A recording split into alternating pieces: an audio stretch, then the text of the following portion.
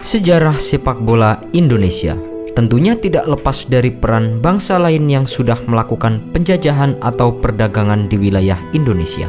Pertama kali dalam sejarah sepak bola Indonesia, bahwa Cina lah yang sudah memperkenalkan permainan sepak bola kepada Indonesia untuk menunjukkan bahwa negeri tirai bambu Cina juga tidak kalah superior dibandingkan dengan negara-negara yang ada di Eropa seperti Belanda.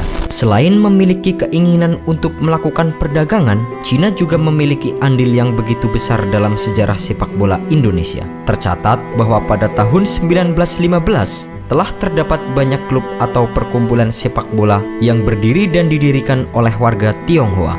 Bahkan di tahun 1920 terdapat klub seperti UMS Jakarta dan Surabaya yang telah menjadi klub terhebat dalam persepak bolaan Indonesia atau yang kala itu masih dikenal dengan Hindia Belanda. Kehebatan Indonesia pada masa itu ternyata sudah sampai pernah ikut dalam kancah Piala Dunia tahun 1938. Dalam perjalanan sejarah sepak bola Indonesia, terdapat beberapa peristiwa penting untuk dicatat, yaitu berdirinya Asosiasi Sepak Bola Indonesia yang bertugas untuk menaungi klub sepak bola yang ada di Indonesia. Organisasi tersebut bernama Persatuan Sepak Bola Seluruh Indonesia atau yang lebih dikenal dengan sebutan PSSI. PSSI didirikan pada tanggal 19 April 1930 di Yogyakarta atau berdiri sebelum keikutsertaan Indonesia dalam Piala Dunia tahun 1938 di Prancis. Hal lain yang perlu dicatat dalam perjalanan sejarah sepak bola Indonesia adalah pernah terjadinya perselisihan antara PSSI dan NIFU untuk memutuskan siapa yang berhak ikut ke pertandingan Piala Dunia di Prancis. NIFU adalah sebuah asosiasi sepak bola yang didirikan oleh Belanda kala masih berkuasa di Indonesia. Pada waktu itu, Suratin Sastrosugondo menginginkan pertandingan antara PSSI dengan NIFU. Akan tetapi, FIFA langsung mengakui badan kerjasama PSSI dan NIFU sehingga nama yang dibawa ke Prancis bukanlah Indonesia melainkan Hindia Belanda. Suratin Sastrosugondo merupakan salah satu tokoh penting dalam terbentuknya organisasi PSSI. Beliau berkeinginan untuk mewujudkan Sumpah Pemuda sebagaimana yang dilakukan pada tanggal 28 Oktober 1928.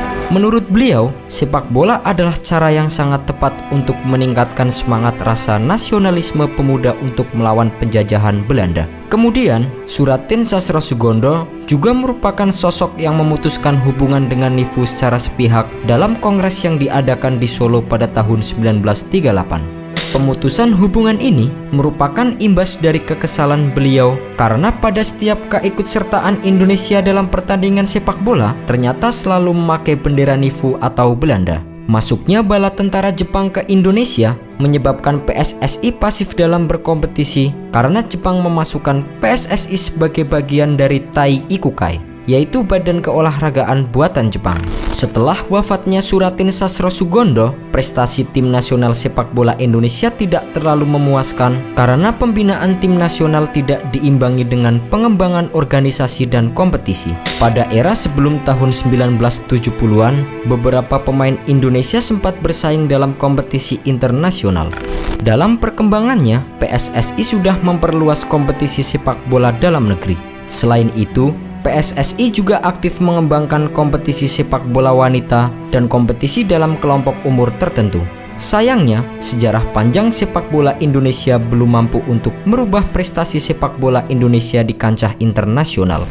Bobroknya manajemen internal PSSI menjadi salah satu faktor keterpurukan sepak bola dalam negeri. Butuh manajemen yang bagus dan tekad yang tinggi untuk merubah sepak bola Indonesia menjadi lebih baik lagi.